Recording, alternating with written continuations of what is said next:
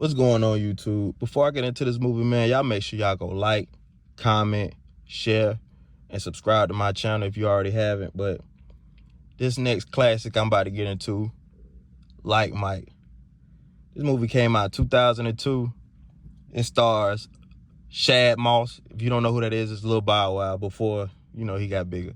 But this is when Bow Wow was in his prime. Like, everybody wanted braids like this dude. Everybody wanted to rap like this when Bow Wow was like, and it's crazy because he was in his prime when he was a kid. It's like slowly as he got older, he started drifting away. But this is when Bow Wow was like the hottest thing in rap.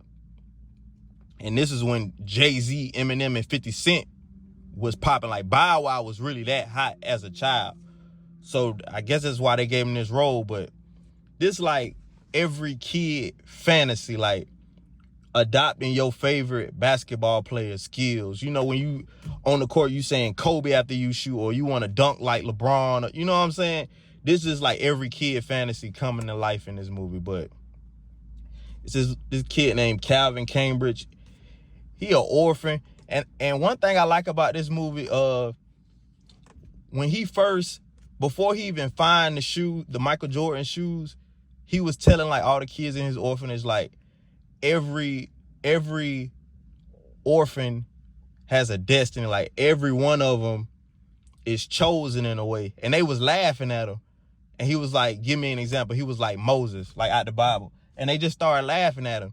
But I feel like in life, those are the people that's destined for greatness. Like, you rarely hear somebody who been popping their whole life, like have a great story. Like, if you were spoon-fed your whole life, it's really not a great story. Like, you want to see somebody come from nothing and turn into something.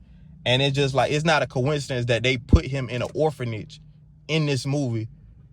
Like, he don't know his parents. He just like, he up under this white dude who just be tripping on this movie. And he just basically, he gets blessed with these Michael Jordan shoes. Now, when he put them on, I mean, I don't think he was too bad at basketball. I mean, even though he used to get bullied bad on this movie, but when he put these shoes on, he basically got skills like Michael Jordan. Like I said, every kid fantasy, even though it's kind of corny, I remember even being a kid, tying my shoes up, talking about make me like Mike, thinking something gonna happen, and still throwing it behind the backboard, airballing it. But I don't know who thought of this, but this was definitely like a genius project. I know this killed in the box office, and I remember having this on DVD when I was little. Like, the behind the scenes features, Bow Wow was so popular when this movie came out. Like, they said they had to really like basically tell the fans to shut up, like all the girls that were screaming, so they could film the movie. Like, they had like fans coming in for free to watch it so they could have like people in the background. But they said it was so loud in there from all the girls screaming for Bow Wow, like they just had to tell them to be quiet so they could finish shooting the movie. Calvin Cambridge, he goes to this fictional team called the Knights. Now, I was young because I thought the Knights was a real team when I was little.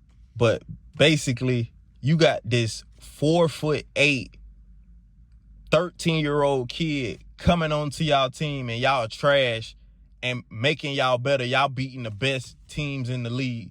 And it's like, when he first get to the team, it's kind of like the dude Tracy Reynolds, who supposed to be the star player, you getting outshined by this kid. And I feel like anybody, like, if this was to really happen, how could you not be envious of a child coming to your team, taking all your shine from you? Like, then they had to be roommates, which make it even more funnier. Then when they roommates, he end up taking your girl. Not literally taking her, but she more affectionate to him than she is to you. Like, this is just pure comedy. But Bow Wow, he still, even though he famous and he enjoying it, it's like, it'll still show you like some of the things that we want so bad, like money, fame, all this stuff. He still want his parents. Like, he's still an orphan. So all the things that he thought he got, but he still was like missing something. And it's like, as time goes on in the movie, you see like Tracy Reynolds, he ain't really acting like his dad, but you can see them getting closer, and he act like he's aggravated with him, but it's like he start growing a soft spot for him. But after they end up falling out because Calvin tries to rekindle the relationship with him and his dad, because it's like he want a daddy, so he don't want to see you have your father in your life and y'all not together. So that kind of mess up their relationship, because like, you getting in my personal business, like stay in a child's place basically. But they start losing games. Now when you start losing games, you're messing up the money and you're messing up the chemistry to the team. So basically the coach like, y'all need to put y'all stuff aside and let's focus on winning. Closer to the end of the movie, like, the man that's over in the orphanage, he finds out that Calvin is only playing like that because of his shoes. So he's trying to come up off of him, and he goes to like, I don't know if they like a mob or, I know they gambling, but I don't know what type of organization it was, but he goes to them telling him like, okay, I got his shoes. That's the only reason he good. So let's put some money on him.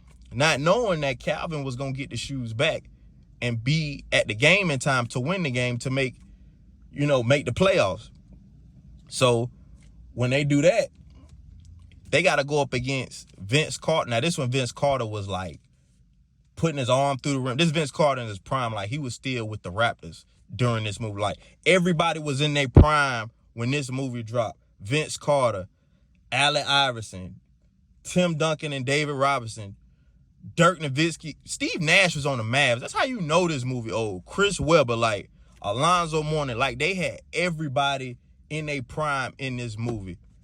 And they got to play Vince Carter and the Raptors, and they losing bad. When Calvin show up, he get him back in the game, but he end up messing up his shoes. So like, he like, all right, I know this was just a good little run, but I got to get up out of here now because I'm finna get exposed. And he tell him, like, he make up an excuse basically like, this is going to be my last game. I'm not playing with y'all no more after this season. I need to be a regular kid, which is BS. His shoes got messed up, but they end up winning the game. They go to the playoffs for the first time. Vince Carter end up saluting Calvin, and that's the end of his basketball career. But after that, he still was missing something. Like, you done lived out your dreams and you 13, but he still was missing something. But before I get to the closeout, I gotta tell you my personal favorite part of this movie. Like, when Calvin goes to Tracy Reynolds' house and he just see how big it is, and like, dang, like you really living like this. I feel like that's when he first started thinking like, man, I know it'd be cool for this dude to be my dad.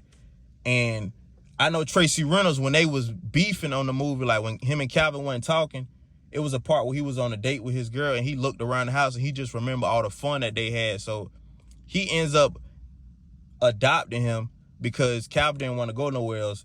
And he got his, Calvin got his friend on there, Murph.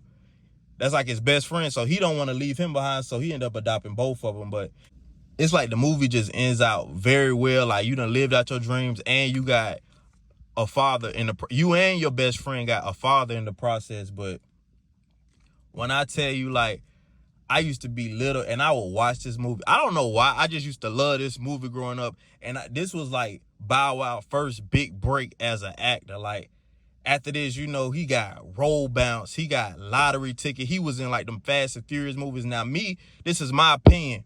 Even though he could still rap at this time, he was still popping, I felt like Bow Wow should have just like started considering acting. Like, I've been rapping since I was a kid.